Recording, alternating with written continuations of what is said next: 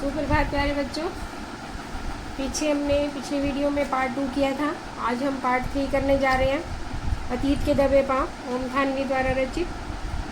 इसमें मैंने ये बताया था आपको पार्ट 2 में कि मोहनजोदड़ो की सड़कें या विश्व में उन कौन से नगर ऐसे जो ग्रिड प्लान शैली के अनुसार बने हुए हैं, या इस शहर को लोग क्या मानते थे, या चबूतरे जो मिले। तो ये सब अनुमान लगाया उन्होंने कि अनुमान के आधार पर ये सब चीज़ें हो रही हैं। तो आगे लेखक ने ये बताया कि मोहनजोदड़ो शहर में एक स्तूप मिला। स्तूप जो है एक जैसे लंबा सा एक पिलर जिसको हम बोल सकते हैं, और उसके चबूतरे के गढ़ के पीछे एक बस्ती मिली, और उस बस्ती को उन्होंने अनुमान लगाया कि ये अमीरों की बस्ती होगी।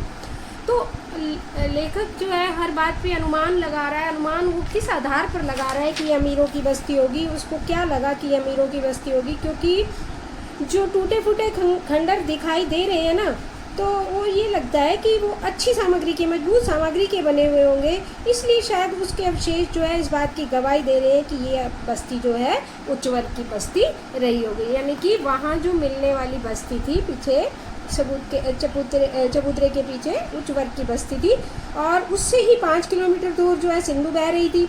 और सिंधु के आसपास जो टूटे फूटे, क्योंकि इतने ज़्यादा दबने के कारण भी अगर थोड़े बहुत खंडर अगर रह जाते हैं, तो इससे अनुमान लगाया उसने कि ये गरीब बस्ती नहीं होगी, क्योंकि जो अवशेष मिले हैं वो उससे लग रहा था कि जैसे ये अमीरों की बस्ती होगी। और जो टीले की दाईं तरफ जो गली जा रही थी, उन्होंने उस गली को देव मार्ग बुलाया, क्योंकि उस देव मार्ग जो है इसलिए कहा कि आगे जो है एक बहुत बड़ा महाकुंड था। तो महाकुंड तभी होता है जहाँ धार्मिक अनुष्ठान किए जाते हैं, और धार्मिक अनुष्ठान जहाँ किए जाते हैं तो वो किसी देवता का या किसी हम देवी देवताओं को जो मानते हैं उनका ही कोई मार्ग रहा होगा। इसलिए उस गली को उन्होंने देव मार्ग कहा था, और उसके आगे एक बहुत बड़ा महाकुंड था। महाकुंड जो है ऐसा लगता है कि जो सामूहिक स्नान या किसी अनुष्ठान का प्रतीक माना जाता था। ये जो मिला था महाकुंड, इसकी क्या विशेषताएं थी।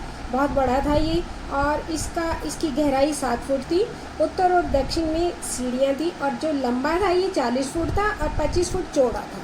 ठीक है, गहराई 7 फुट थी, और इसके दक्षिण की तरफ सीढ़ियाँ थी, और 3 तरफ साधुओं के कक्ष बने हुए थे। तो इन चीज़ों को देखकर उसने अनुमान लगाया है कि ये सब है। और 8 पंक्तियों में जो है 8 स्नानघर थे, यानी कि उत्तर की एक पंक्ति में 8 स्नानघर थे।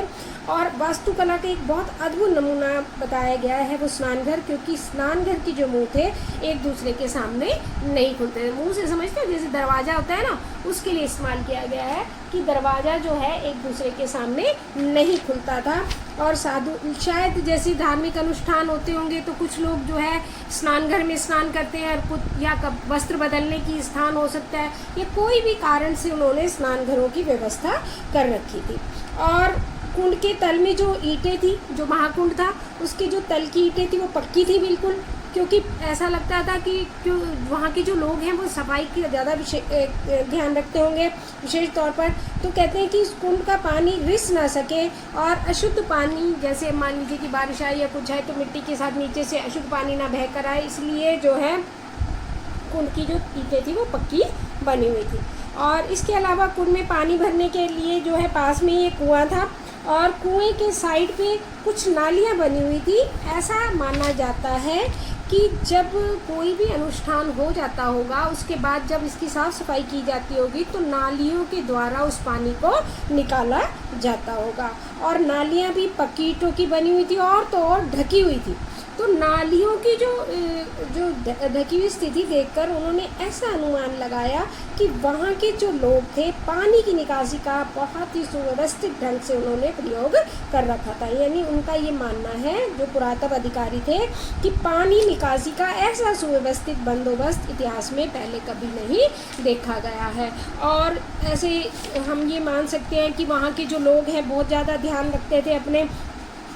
तो मोहनजोदड़ो का कौन सा निर्माण जो है हमें लगता था, और वहाँ का जो निर्माण था वो देखकर ऐसे लगता था कि अपने मूल स्वरूप के बहुत ही नज़दीक है। तो वो क्या था, यही अनुष्ठानिक महाकुंड था, जो आज भी अपने मूल स्वरूप का मतलब कि जैसा बनाया गया था ना, मतलब इतना अंदर दबने के बाद कुछ वर्षों के बाद भी वो अपने मूल रूप में दिखाई दे रहा था। और ऐसा माना जाता है कि वास्तुकला का वो अद्वितीय नमूना था। उसके आसपास की जो अन्य संरचनाएं थी वो आप मान सकते हो कि वो बहुत ही उजड़ी हुई थी। कल्पना के आधार पर ही उनका प्रयोग अंदाज़ा लगाया जा सकता है कि वो क्या रहे होंगे। मतलब उन्होंने सिर्फ अनुमान लगाकर उसके आगे जो है इनको वो है माना है। और महाकुंड की आपको मैंने विशेषताएं बता दी। इस पार्ट 3 के कुछ क्वेश्चन मैंने बनाए हैं, ये देखें। पहला है गढ़ के पीछे किस वर्ग की बस्ती थी। मैंने आपको बताया था गढ़ के पीछे जो है अमीर या उच्च वर्ग की बस्ती थी। और ये अनुमान उन्होंने किस आधार पर लगाया था, क्योंकि कुछ आगे जाकर जो है ये माना जाता है कि जो उसकी जो इमारतें थी वो मजबूत सामग्री की बनी हुई थी, इसलिए उसके अवशेष अभी भी दिखाई दे रहे थे। ये अनुमान उन्होंने इस आधार पर लगाया था। टीले के दाईं तरफ वाली गली को क्या बुलाया जाता था। अभी आपको मैंने बताया था कि टीले के दाईं तरफ वाली गली को देव मार्ग बुलाया जाता था। क्यों बुलाया जाता था, किस अनुमान पर बताया उसने कि उसके आगे क्या था कि जिसके आधार पर उसको ये कहा जा सकता है कि ये देव मार्ग है। वहाँ पर एक बहुत बड़ा महाकुंड था और उस महाकुंड के आधार पर जो है उन्होंने ऐसा माना। उसके आगे क्या था, उसके आगे एक बहुत बड़ा महाकुंड था। मोहनजोदड़ो में कौन सा निर्माण अभी भी अपने मूल स्वरूप के बहुत नज़दीक दिखाई देता है। महाकुंड ही है जो, यानी मोहनजोदड़ो का जो अनुष्ठान क्या होता है, धार्मिक कार्य जहाँ होते हैं ना उसको बोला जाता है। तो धार्मिक कार्य होते होंगे ऐसा उन्होंने अनुमान, क्योंकि जहाँ भी कोई भी धार्मिक स्थल होता है वहाँ पर एक सरोवर जरूर होता है स्नान के लिए। तो वो जो महाकुंड था शायद धार्मिक अनुष्ठान की वजह से वहाँ था और वो धार्मिक अनुष्ठान वहाँ होते होंगे, इसलिए वो आज भी अपने मूल स्वरूप के बहुत निकट दिखाई, क्योंकि वो बिल्कुल भी टूटा फूटा नहीं था। इसलिए अनुमान लगाया कि वो अपने बहुत ही मूल स्वरूप के नज़दीक है और उसे वास्तुकला का एक अद्वितीय नमूना कहा गया है। अद्वितीय मतलब जिसका दूसरा कोई सानी ना। मोहनजोदड़ो में अन्य संरचनाओं की स्थिति कैसे है, यानी कि जैसे धार्मिक अनुष्ठान बताया है जैसे कि वहाँ होते होंगे उस महाकुंड में, तो उस महाकुंड के अलावा और कौन कौन सी संरचनाएं थी। तो इतनी ज़्यादा जो इमारतें और वो सब चीज़ें थी इतनी उजड़ी हुई थी, उनकी स्थिति अच्छी नहीं थी, वो बहुत ज़्यादा टूटे फूटे खंडर थे। लेकिन उनके भी कल्पना से ही उनके उपयोग का अंदाज़ा लगाया जा सकता था कि ये सब चीज़ें क्या रही होंगी। उन्होंने ऐसे अनुमान लगाया था इसका। अगला है आपका कि महाकुंड की क्या विशेषता है। महाकुंड के बारे में मैंने आपको बताया था कि महाकुंड जो है कितना गहरा, कितना लंबा, कितना बड़ा था। तो उसकी महाकुंड की थोड़ी सी विशेषताएं उसने पूछी है। तो जैसे आप ये बताओगे कि स्तूप के दाईं तरफ वाली गली जो देव मार्ग थी वो महाकुंड थी और ऐसा माना जाता है कि वहाँ पर जो है सामूहिक स्नान के किसी अनुष्ठान का हिस्सा होते होंगे। कुंड कितना गहरा और लंबा चौड़ा था, 40 फुट लंबा, 25 फुट चौड़ा और 7 फुट गहरा था। इसके अलावा इसकी क्या विशेषताएं थी कि ये पक्की ईंटों का बना हुआ था ताकि उसमें गंदा पानी रिस ना सके। इसके अलावा जो है स्नान घर बने हुए थे, 8 जो है 2 पंक्तियों में 8 स्नान घर बने हुए थे और स्नान घर भी इस तरीके से बने हुए थे कि एक दूसरे का दरवाज़ा दूसरे के सामने नहीं खुलता था।